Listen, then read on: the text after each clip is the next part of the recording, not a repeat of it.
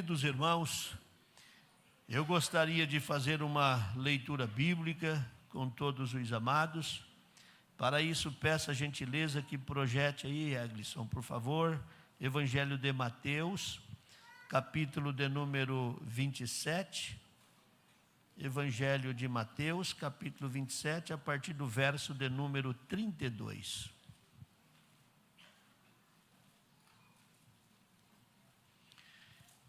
Aleluia. É uma leitura extensa, preste atenção, acompanhe no telão. E quando saíam, encontraram um homem sirineu chamado Simão, a quem constrangeram a levar a sua cruz. E chegando ao lugar chamado Gólgota, que significa lugar da caveira, deram-lhe a beber vinho misturado com fel. Mas ele, provando-o, não quis beber. E havendo-o crucificado, repartiram as suas vestes, lançando sortes, para que se pelo profeta. Repartiram entre si as minhas vestes, e sobre a minha túnica lançaram sortes. E assentados, o guardavam ali. E por cima da sua cabeça puseram escrita a sua acusação: Este é Jesus, o Rei dos Judeus. E foram crucificados com ele 2 salteadores, um à direita e outro à esquerda. E os que passavam blasfemavam dele, meneando a cabeça e dizendo: Tu que destróis o templo e em 3 dias o reedificas, salva-te a ti mesmo. Se és o Filho de Deus, desce da cruz. E da mesma maneira também os príncipes dos sacerdotes, com os escribas e anciões e fariseus, escarnecendo, diziam: Salvou os outros, e a si mesmo não pode salvar-se. Se é o Rei de Israel, desça agora da cruz e creremos nele. Confiou em Deus, livre-o agora, se o ama, porque disse: Sou filho de Deus. E o mesmo lhe lançaram também em rosto os salteadores que com ele estavam crucificados. E desde a hora 6ª houve trevas sobre toda a terra, até a hora 9ª. E perto da hora 9ª, exclamou Jesus em alta voz, dizendo: Eli, Eli, lama sabactani, isto é, Deus meu, por que me desamparaste? E alguns dos que ali estavam, ouvindo isso, dizia: Este chama por Elias. E logo um deles, correndo, tomou uma esponja, embebeu-a em vinagre e, pondo-a numa cana, dava-lhe de beber. E os outros, porém, diziam: Deixa, vejamos se Elias vem livrá-lo. E Jesus, clamando outra vez com grande voz, entregou o Espírito. E eis que o véu do templo se rasgou em 2, de alto a baixo, e tremeu a terra, e fenderam-se as pedras. Amém. Como eu disse, uma leitura extensa, porém necessária, para que a gente relembre o que nos traz aqui nas atividades do culto de hoje à noite. A igreja tem por hábito, mensalmente, participar da Santa Ceia. E o que significa a Santa Ceia? Quando a gente faz a leitura da Santa Ceia para o cerimonial, a gente lê as palavras de Paulo, aonde há uma citação do próprio Cristo: E todas as vezes que fizerdes em memória de mim, tomai e comei, fazei isto em memória de mim, e que isto fosse anunciado até que ele venha. A igreja tem por interpretação de que mensalmente facilitaria participar da Santa Ceia. Isso não impediria se a gente tivesse ceia todos os cultos. Se todas as nossas celebrações a gente participasse da ceia, não haveria erro algum. Mas a igreja, ao longo da sua existência, estabeleceu por um costume ser mensal. A Bíblia não define isso, mas um costume que a igreja adotou, uma regra que ela adotou, e isto tornou-se possível. Hoje, nós temos o privilégio de participar da Santa Ceia mensalmente. Então, mais uma vez, estamos aqui para tal. Esse culto não é diferente dos outros. O que ele tem de diferente é exatamente o cerimonial. Mas é um culto de adoração, de glorificação, de exaltação ao grande Deus. Não viemos aqui para outra coisa. E qual a razão de participar da Santa Ceia? A gente participa da Santa Ceia porque é o meio pelo qual a gente está dizendo para nós mesmos: está tudo bem comigo e Deus, está tudo bem entre Deus e a gente também. Porque a Santa Ceia, na orientação dela, diz: se você toma e bebe indignamente, come e bebe para a sua própria condenação. Então a gente participa da Santa Ceia para relembrar o sacrifício do Calvário e estabelecer um padrão de intimidade com Deus, o nosso padrão de fidelidade com Ele. Agora, tudo isso aconteceu por causa desta leitura que fizemos. O que nos traz aqui? Para a gente lembrar o quê? Estamos lembrando a morte de Cristo no Calvário. Na verdade, a gente não se alegra pela morte, a gente se alegra pela ressurreição, mas não podemos separar a morte da ressurreição, a ressurreição da morte. Por quê? Porque através da morte de Cristo é que os nossos pecados foram purificados. Diz Paulo que os nossos pecados estavam na cruz, crucificado com Ele. E a cédula que nos condenava, ela deixou de existir, porque o sangue dele derramado foi suficiente para pagar o preço que era necessário, para que ninguém cobrisse a oferta do preço da nossa alma. Então a ideia de que Jesus foi lá num leilão e encontrou cada um de nós lá e perguntou para o diabo: quanto custa essa alma? Custa tanto, eu vou comprar ela. Você descarta. O diabo não tem nada para vender para ninguém, principalmente a alma do ser humano.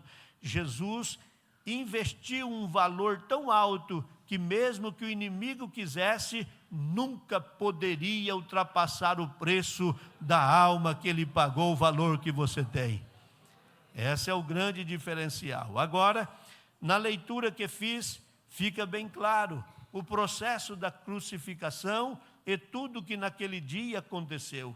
Quando eles chegam a este lugar, os irmãos acompanharam a leitura de que Jesus tinha sede, muito óbvio. Numa ocasião, eu já citei aqui aos irmãos, o que cientificamente Jesus estava passando, todas as suas feridas, todo o processo desse tempo em que ele passou pelo julgamento, a sua condenação, a perca de sangue, a pressão arterial que aumentava a cada minuto, as feridas do seu corpo, os espinhos sobre a sua cabeça através da coroa, e por fim, obviamente, que ele tinha sede, e eles vão lhe ofertar algo para que ele bebesse.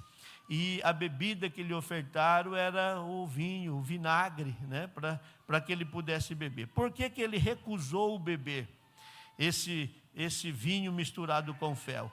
Recusou beber porque isto tinha um poder anestesiante, algo extremamente ruim para se tomar, mas com poder anestésico.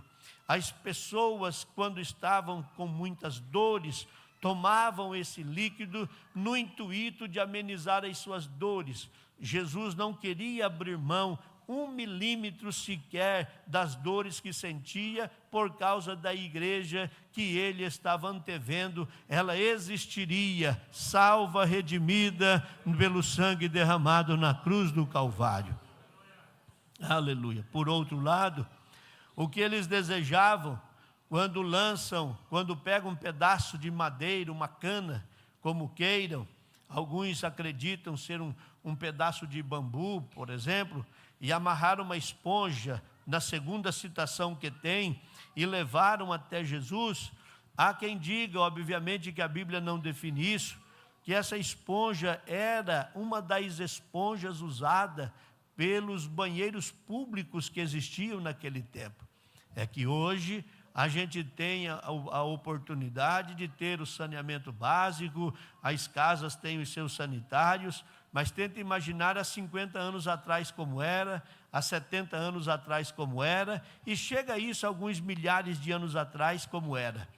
Os banheiros, em algumas cidades, até uma ocasião nós mostramos aqui aos irmãos, eles eram públicos, as pessoas entravam nos banheiros e as suas necessidades, quando feitas, usava lá um balde e se banhavam para poder se higienizarem. E isso era privilégio de poucos lugares. E que esta esponja, possivelmente, que ofertaram para Jesus, seja uma esponja vinda de um lugar como este. Ou seja, a humilhação seria ainda muito maior. O que eles queriam, perceba que não foi oferecido aos outros que estavam à direita e à esquerda, apenas para Jesus, porque o intuito não era amenizar a dor de Jesus com um líquido, era humilhá-lo ainda mais, uma humilhação que ia além da realidade, além da imaginação humana. Mas Jesus sofre tudo isso, e quando chega no verso de número 46, ele grita: Deus meu, por que me desamparastes? E quando chega no verso de número 50, segundo os escritos por Mateus, Jesus, clamando outra vez, com grande voz, entregou o Espírito. Então chegou no meio de tanto sofrimento, horas de agonia, horas de um intenso sofrimento, aí Jesus morre.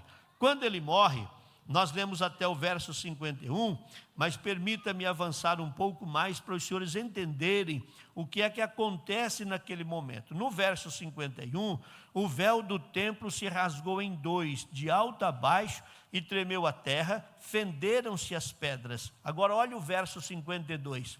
E abriram-se os sepulcros, e muitos corpos de santos que dormiam foram ressuscitados. E saindo dos sepulcros depois da ressurreição dele, entraram na cidade santa e apareceram a muitos. E o centurião e os que com ele guardavam Jesus, vendo o terremoto e as coisas que havia sucedido, tiveram grande temor e disseram: verdadeiramente este era o Filho de Deus. Notem os senhores que o sofrimento dele teve um impacto na natureza. A natureza reagiu, a natureza chorou. Essa citação de Mateus, quando há um tremor na terra e no cemitério alguns corpos dos santos voltam à ressurreição, e a Bíblia ainda cita isso no plural, volta à ressurreição os corpos, diversos deles, e eles aparecem na cidade e vão para a sua casa. Imagina o impacto que isso aconteceu dentro daquela cidade, a terra tremendo, o sol se escurecendo, e esses mortos agora ressuscitados caminhando pelas ruas, ao ponto deste homem que estava aguardando o corpo dele ali assentado aos seus pés, levantar-se e gritar: verdadeiramente, este homem, uma autoridade, a sua fala virava lei, e a expressão dele é essa: verdadeiramente este era o Filho de Deus. Mas eu quero que os senhores relembrem comigo um fato que está no verso de número 51, porque isso tem a ver com cada um de nós. Quando Jesus grita, ele entrega o Espírito, ele morre, ele clamando com grande voz, entrega o seu Espírito, gritando que tudo está consumado, e morre. Acontece tudo isso, um dos episódios é esse: o véu do templo se rasgou em dois, de alto a baixo. Possivelmente em escolas dominicais nós já tenhamos estudado sobre isso, e até em cultos de terça-feira, já por uma ocasião estudamos alguma coisa sobre isso. Mas é bom a gente relembrar, porque trata-se exatamente do que venho dizendo do cerimonial que está aqui. O que era o véu do templo? O véu do templo foi pedido por Deus para ser construído. Quando o tabernáculo foi levantado, uma das orientações no mapa divino, no projeto de Deus para o tabernáculo, era exatamente um espaço. Vamos entender, vamos compreender, um espaço mais ou menos desse tamanho que a gente tem aqui, essa plataforma, dividido por uma grande cortina feita de linho retorcido, que segundo Flávio Joséfo, historiador, ela poderia ter até 12 centímetros de espessura, o tamanho, a largura do tecido que compunha essa cortina, até o teto, e quase que intransponível o som dela, fazendo ela ter uma acústica perfeita por causa da sua espessura. Tão forte, me lembro que numa ocasião disse aqui aos irmãos, que se 2 animais fossem amarrados, cada um de um lado dessa cortina, e dada a ordem para puxá-la, seja um boi ou um cavalo, eles não a rasgariam. Tamanha a trama do tecido e a largura dessa cortina que existia. 12 centímetros, quase um tijolo. Então imagine os senhores essa cortina pendurada. Todo o processo dentro desse espaço menor, chamado no templo de Santo dos Santos, no tabernáculo, o templo, a nave como o lugar santo, o pátio do templo, mas esse lugar chamado Santo dos Santos, onde os sacerdotes, os sumos sacerdotes entravam, e aqui estava, eles levavam já preparado o sacrifício, e aqui oferecia o sacrifício que o povo trazia para oferecer a Deus. Era aqui dentro desse espaço que, quando Deus recebia o que lhe era oferecido, os pecados das pessoas eram encobertos. E a orientação para alguns, ou a orientação para a época, é que no mínimo anualmente as famílias viessem trazendo o seu sacrifício para ser colocado ali, seja um boi, seja uma ovelha, seja as pombas, que eram trazidas no altar. Chegava lá na entrada, passava pelo processo da entrega, depois eram mortas, eram preparadas e chegavam até aqui para o sacerdote oferecer. Este véu e este lugar, ele tinha uma mensagem que não era dita e nem havia escrito. Qual era a mensagem que tinha esse véu? Aqui é o limite. Aqui ninguém pode passar. Vocês podem vir até aqui, mas daqui para cá, ninguém pode entrar. Aqui, o que acontece aqui, ninguém pode ver. E o que acontecia aqui? Era quando se acendia o altar, colocava a carne sobre ele, isso tudo era consumido, e aquela fumaça que subia, aquele cheiro desagradável, diga-se de passagem, a carne queimando, que subia, era o que Deus recebia. Todo o holocausto consumido, a glória de Deus por vezes se manifestava nesse lugar. Então esta cortina tinha uma mensagem de limitação. Quando Jesus grita que tudo está consumado, ao gritar que tudo está consumado, o verso de número 51 traz uma informação que a gente tem que considerá-la. E eis que o véu do templo, Jesus está a alguns metros do templo, acredito que aproximadamente uns 2.000 metros de distância, de onde está o templo e onde está o local da crucificação. Jesus está longe do templo. Lá dentro do templo tem esse véu que simboliza separação, que simboliza aqui você não tem acesso, aqui você não pode entrar, aqui você não pode vir. Quando Jesus grita está consumado, aí a Bíblia traz esta informação: e eis que o véu do templo se rasgou em 2. E olha o detalhe: de alto a baixo. De alto a baixo. Se rasga em 2 partes. Não tem ninguém puxando, não tem ninguém com a mão nele, não tem ninguém próximo. Aliás, todas as atenções estão voltadas para o Calvário. Todas as atenções estão voltadas para lá. Jesus acabara de ser julgado e condenado pelos moradores da cidade, pela multidão. Então tudo estava voltado. Agora imagine os senhores, de repente no meio do dia, escurece o sol, a terra começa a tremer, algumas famílias começam a ver os seus mortos andando pelas ruas ressuscitados, e imagine o temor desse povo. Quem é que iria até o templo? Fazer o que no templo? Lá dentro não tem um processo humano natural, o que tem é uma ação divina. Então observe esta informação que a Bíblia traz: o véu do templo se rasgou em dois. Ele não rachou, ele não teve uma frissura, ele rasgou-se em dois, de alto a baixo. Não foi de baixo para cima, foi de cima para baixo. Aleluia. Por muitos séculos, aquele véu pregava uma mensagem. Romanos 3:23. Todos pecaram e destituídos estão da glória de Deus. Isaías 59:2. Os vossos pecados, as vossas iniquidades, fazem divisão entre vós e o vosso Deus.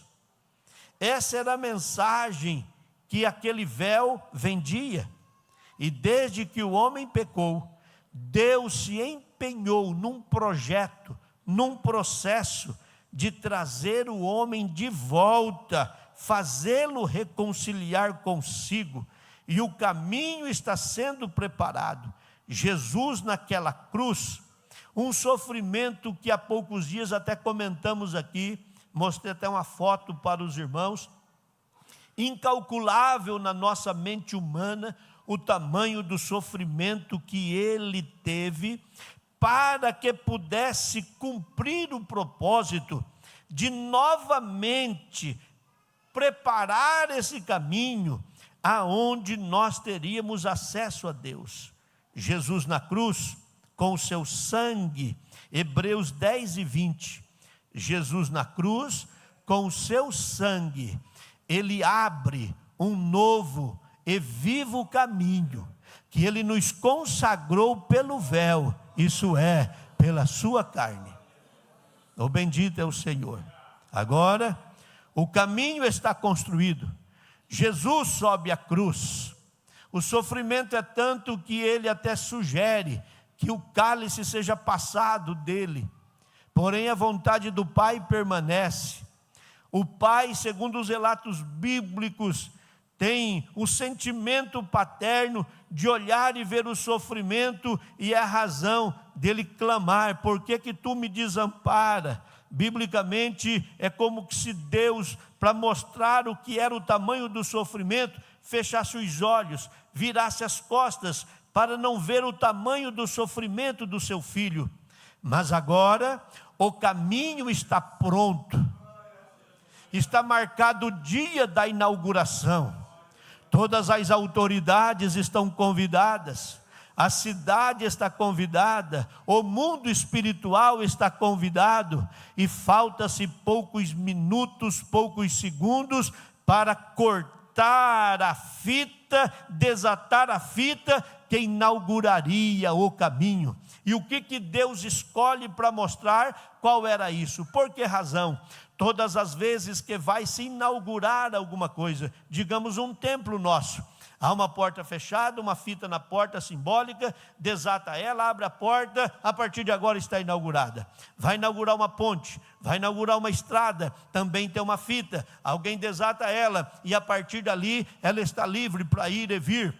Era isso que Deus estava dizendo. Para o mundo se representava no templo, o lugar onde o povo se reunia para oferecer o seu sacrifício, e agora Deus está mostrando: a fita está lá, o caminho está pronto, e chegou a hora da inauguração. O bendito é o Senhor. Aleluia. Quando a fita se rasga, perceba que a ação divina é de cima para baixo.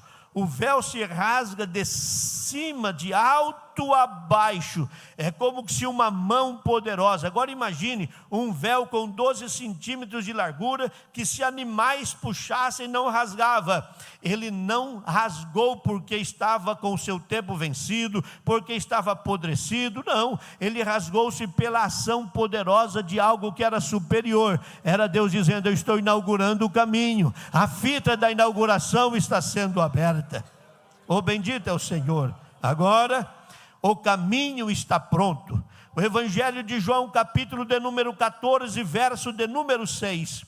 Com o caminho pronto, disse-lhe Jesus: eu sou o caminho e a verdade e a vida, e ninguém vem ao Pai senão por mim. Hoje você pode ter acesso porque o caminho foi inaugurado.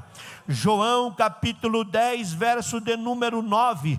Com esse rompimento do véu, Jesus mais uma vez mostra que hoje a salvação é possível. E aquilo que era limitado para que alguém entrasse, e você mesmo sendo que trazia o seu sacrifício, não podia ver o que acontecia lá, agora o véu rasgou. Agora o acesso lá dentro existe, a visão lá dentro existe. Então em João 10 e 9, Jesus diz: eu sou a porta, se alguém entrar por mim, salvar-se-á, e entrará e sairá e achará pastagem. Aleluia. É Jesus dizendo: agora você pode ser salvo. Agora você pode ser salvo. O limite deixou de existir. A salvação também é para você. Ah, pastor, mas o senhor não sabe o que é a minha vida. O senhor não sabe o que eu já fiz. A Bíblia diz que se os nossos pecados forem a nossa condição de pecador, forem como o vermelho, como a escarlata, o sangue de Jesus nos purifica e torna branco como a lã. Porque aonde o pecado abundou, superabundou a graça de Deus. Em Hebreus capítulo 4, versículo de número 14. Visto que temos um grande sumo sacerdote, Jesus, Filho de Deus, que penetrou os céus, retenhamos firme a nossa confissão.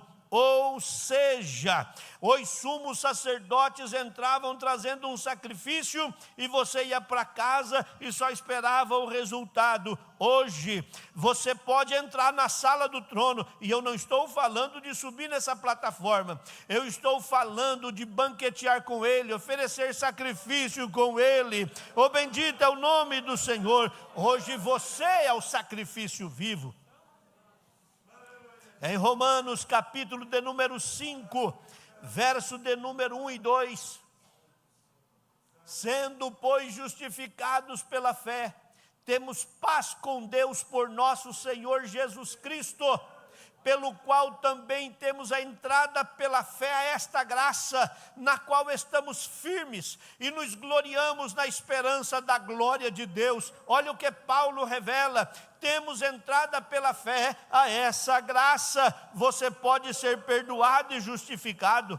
Hoje, você pode chegar ao coração do Pai. Efésios 2 e 18, Paulo escreve aos Efésios e diz: porque por Ele ambos temos acesso ao Pai em um mesmo Espírito. Paulo está dizendo: hoje você pode tocar o coração do Pai. Você não depende mais de alguém para fazer isso por você. Apocalipse 3 e 8, também a Bíblia revela que é possível tomar posse das bênçãos. Eu sei as tuas obras, e eis que diante de ti pus uma porta aberta, ninguém pode fechar. Tendo pouca força, guardaste a minha palavra e não negaste o meu nome. Hoje mesmo as tuas poucas forças podem te fazer um vencedor. E Hebreus capítulo 10, verso de número 19 e 20, mais uma vez o escritor, a carta anônima, escreve: tendo, pois, irmãos, ousadia para entrar no santuário pelo sangue de Jesus, pelo novo e vivo caminho que Ele nos consagrou, pelo véu, isto é, pela sua carne. Bendito é o nome do Senhor.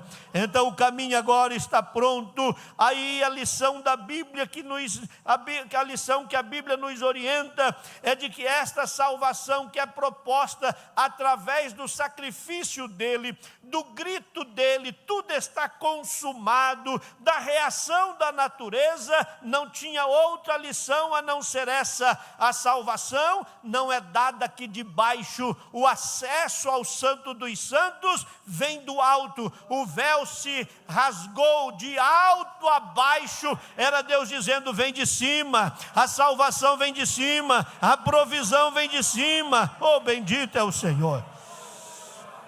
Aleluia, aleluia. Quando Deus permite que esse véu se rasga, era como se Deus entrasse no templo e dissesse ao véu, falasse ao véu: tu cumpriu o teu papel, por séculos você esteve pendurado aqui e você serviu, mas agora termina aqui a sua missão, aqui termina o seu trabalho.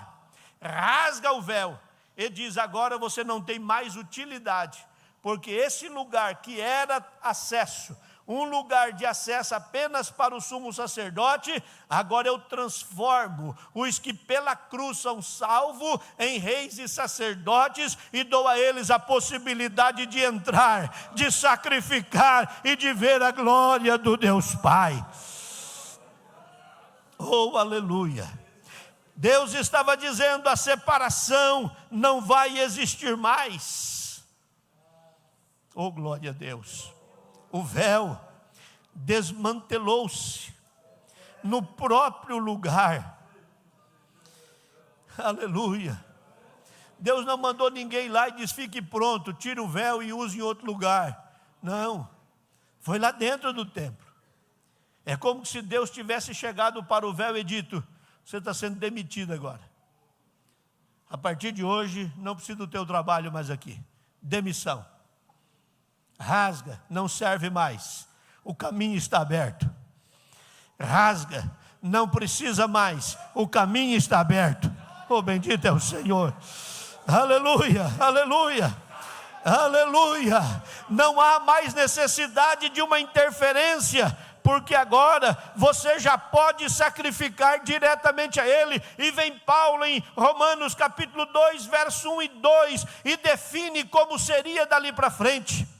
12, 1 e 2, ele define como que seria dali para frente. Rogo-vos, pois, irmãos, pela compaixão de Deus, que apresenteis o vosso corpo em sacrifício vivo, santo e agradável a Deus, que é esse culto racional. Oh, bendito é o Senhor. É Ele dizendo: esse culto precisa ser inteligente, um culto de raciocínio, tem que ter um começo, tem que ter estrutura. Quem entra num culto tem que saber o que está acontecendo, tem que saber a hora de cantar, de adorar, de sentar para ouvir, de orar, de ler a Bíblia e ir para casa entendendo. Eu entendi o que aconteceu lá. Era Jesus através de Paulo dizendo: o culto precisa ser inteligente, porque quem vem não precisa trazer boi, não precisa trazer cabrito, não precisa trazer mais pombo. Agora é o corpo que a gente traz e coloca no altar do Senhor em sacrifício.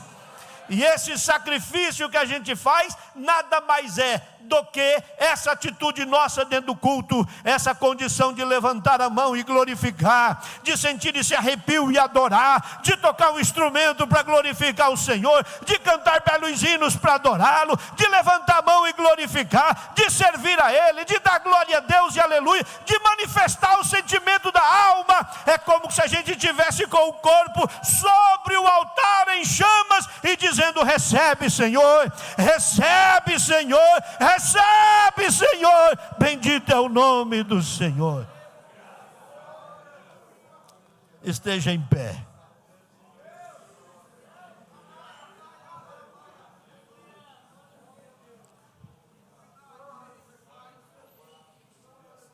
Urabacama serabachai. Ora mandar canto, ora mandar abaharabagai. Levítico 21 e 23. Levítico 21 e 23.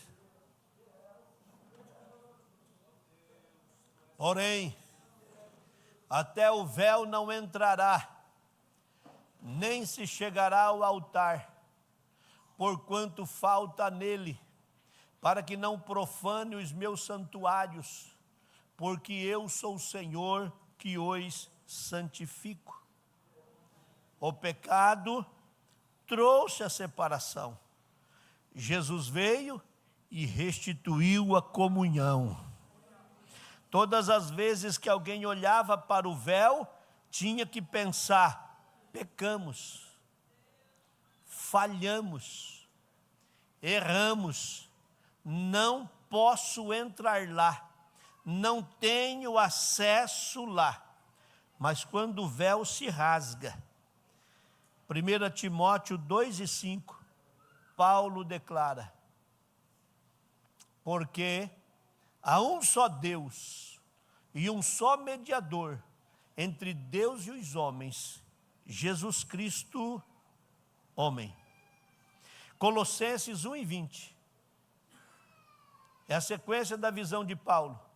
E que, havendo por ele feito a paz pelo sangue da sua cruz, por meio dele reconciliasse consigo mesmo todas as coisas, tanto as que estão na terra, como as que estão nos céus.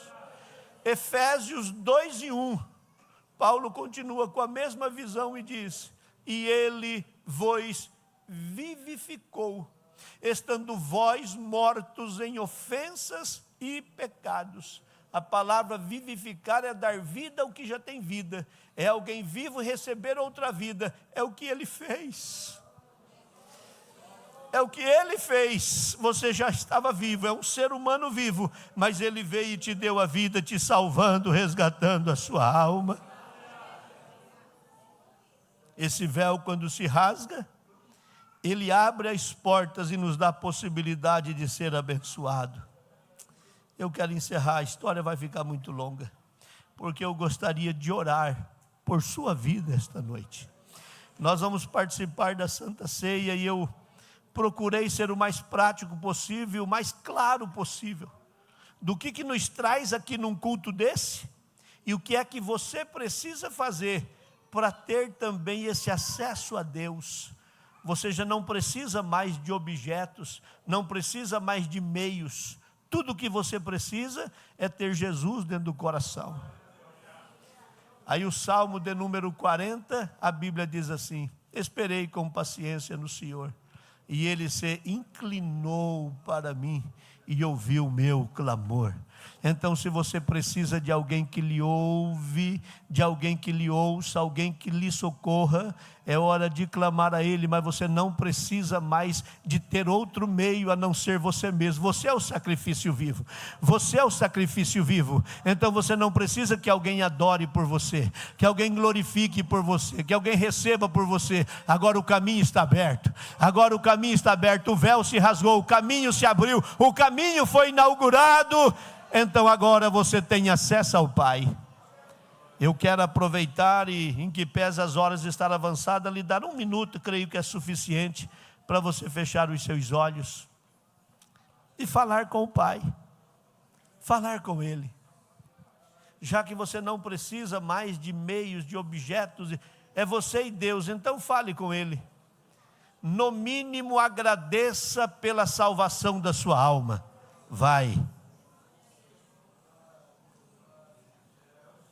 Vai, adore a Ele, glorifica a Ele, bendiga a Ele. Sim, eu amo a mensagem da cruz, até morrer eu a vou proclamar. Levarei eu também minha cruz, até por uma coroa trocar. Eu gostaria de te dar uma oportunidade. As horas se avançam, mas eu preciso te oportunizar. Se você deseja entregar a sua vida para Jesus, esta é uma oportunidade. Esta igreja existe só com esta finalidade: anunciar Jesus como Senhor e Salvador. Então, se você deseja ter Jesus no seu coração, deseja recebê-lo como Senhor da sua alma, eu quero lhe convidar a caminhar por esses corredores e vir receber esta oração. A nossa intenção em nenhum momento é te expor, mas o nosso desejo é que você seja abençoado através de uma oração que essa multidão de crentes vai fazer por você na noite de hoje. Então, se você deseja ter acesso a Deus, você ter acesso a Deus, não é a Igreja Assembleia de Deus que te dá esse acesso. Quem te dá esse acesso é o próprio Cristo e o sacrifício dele no Calvário. A Igreja Assembleia de Deus, ela só anuncia o sacrifício de Cristo e que Ele é o Senhor e Salvador. Se você deseja entregar a sua vida para Ele, ou quem sabe reconciliar-se depois de conhecer a Jesus, experimentar a fé, por alguma razão você se afastou e hoje você gostaria de retornar à casa do Pai, Jesus está te chamando esta noite dizendo: filho, volta para casa, filha, volta para casa. Então, se você sente no coração esse desejo, a porta da salvação ainda aberta está. A porta da salvação ainda aberta está. E nós estamos lhe aguardando aqui para ter Jesus dentro do seu coração. Entenda que a oportunidade, ela pode existir ou não. Hoje é a oportunidade, e se você deseja ter Jesus no seu coração, que oportunidade é essa que nós estamos tendo aqui? Jesus está lhe convidando. Bendito seja o nome do Senhor, bendito seja o nome do Senhor. Eu quero convidar os obreiros para estarem postos e se prepararem para a celebração da Santa Ceia do Senhor. Não cesse de adorar, não cesse de glorificar, não cesse de bendizer o nome do Senhor. A presença de Jesus é muito real aqui no meio de nós esta noite. Oh, bendito é o nome poderoso do Senhor. Aleluia. Glória a Deus. 1 Coríntios capítulo 11, a partir do verso de número 23. Porque eu recebi do Senhor o que também vos ensinei, que o Senhor Jesus, na noite em que foi traído, tomou o pão, e tendo dado graças, o partiu e disse: tomai e comei, isso é o meu corpo que é partido por vós, fazei isto em memória de mim. Semelhantemente também, depois de cear, tomou o cálice, dizendo: este cálice é o novo testamento no meu sangue, fazei isso todas as vezes que beberdes em memória de mim, porque todas as vezes que comerdes este pão e beberdes este cálice, anunciais a morte do Senhor até que venha. Amém. A Santa Ceia não é desta igreja, mas é do Senhor. Portanto, você que serve Jesus em outra igreja evangélica, foi batizado nas águas por imersão, em nome do Pai, do Filho e do Espírito Santo, batismo bíblico, ou em outras cidades, e deseja participar da ceia conosco, tenha liberdade. Como sempre, antes que a gente ore pelo pão, nós queremos receber nossos ilustres irmãos e irmãs que pedem comunhão e vêm para servir a Jesus conosco. Eu vou pedir para que se manifeste o Leonardo Bofo Pereira. Aonde está, por gentileza, caminha até a frente, por favor, para receber esta oração. Irmão Diego Batista Messias e a irmã Suzana Cristina Messias. Onde está o casal, por gentileza?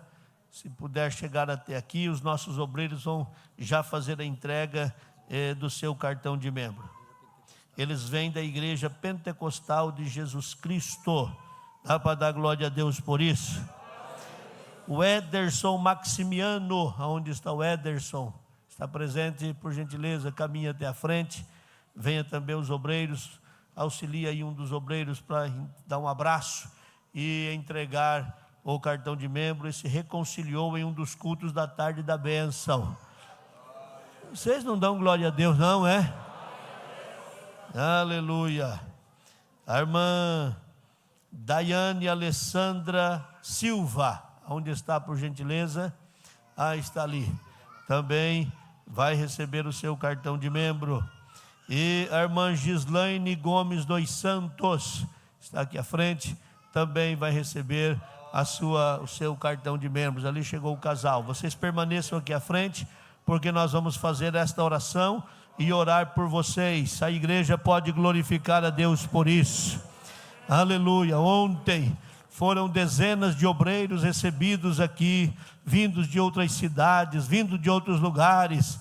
Significa que esta igreja tem sido um refúgio para aqueles que precisam, necessitam, e esta é a função maior dela. Então nós vamos orar agora e abençoar a vida. Os senhores são bem-vindos, as senhoras são bem-vindas. Esta é a família de Deus, é a vossa família aqui em Toledo. Esperamos que vocês sejam bênção para nós, como esperamos que esta igreja seja uma grande bênção para a vida de vocês. Permaneçam firmes, não desista jamais da caminhada, porque o nosso alvo é olhar para Jesus.